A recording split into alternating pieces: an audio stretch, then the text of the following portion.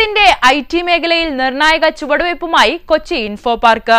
മൂന്നാം ഘട്ട വികസനത്തിനായി ലാൻഡ് പൂളിംഗ് മാതൃകയിലൂടെ 300 ഏക്കറിലധികം സ്ഥലം ഏറ്റെടുത്താണ് ആഗോള നിലവാരമുള്ള ഇന്റഗ്രേറ്റഡ് AI ടൗൺഷിപ്പ് ഒരുക്കുക.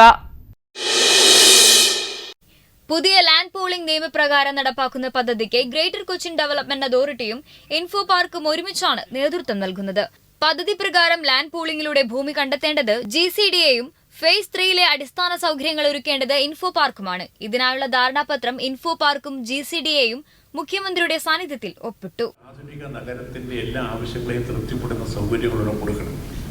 അതിനുവേണ്ടിയ സ്ഥലത്തെ ഒരുക്കുന്നതിന് നല്ലൊരു ബുദ്ധിമുട്ടുണ്ട്. ആ ബുദ്ധിമുട്ട് സ്ഥലത്തിന്റെ തന്നെ ഒരു ഭാഗം അതിന് ഉപയോഗപ്പെടുത്തിക്കൊണ്ടേ പറ്റും. അങ്ങനെ വരുമ്പോൾ സ്ഥലത്തിന്റെ ഒരു മൂല്യം വല്ലാതെ ഉയരുന്നതിലേക്ക് എത്തും.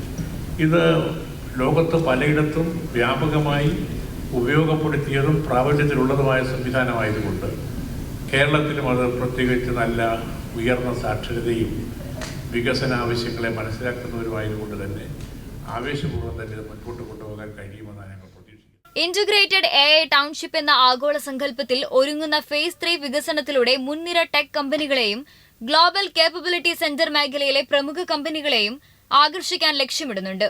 25,000 കോടി രൂപയുടെ നിക്ഷേപം പ്രതീക്ഷിക്കുന്ന പദ്ധതിയിലൂടെ നേരിട്ടുള്ള 2 ലക്ഷം തൊഴിലവസരവും 4 ലക്ഷം പരോക്ഷ തൊഴിലവസരങ്ങളും സൃഷ്ടിക്കും. 300-500 ഇടയിലുള്ള ഏക്കേഴ്സ് ആണ് നമ്മൾ ഉദ്ദേശിക്കുന്നത്.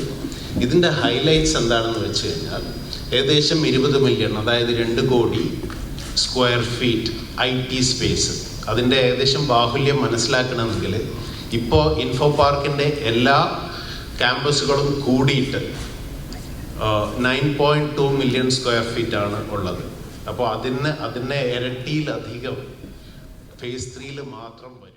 സുസ്ഥിരത, carbon negativity, water positivity, zero waste, connectivity, accessibility, inclusivity, സുരക്ഷ തുടങ്ങിയവ ഫേസ് 3യുടെ സവിശേഷതകളാണ്.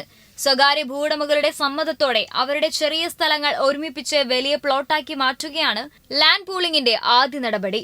തുടർന്ന് റോഡുകൾ, IT പാർക്കുകൾ, മറ്റ് പൊതു സൗകര്യങ്ങൾ ഉൾപ്പെടുത്തി ആസൂത്രിത വികസനം നടപ്പാക്കും. 2030ഓടെ പദ്ധതി പൂർത്തീകരിക്കുകയാണ് ലക്ഷ്യം. ജീവൻ ന്യൂസ്, കൊച്ചി.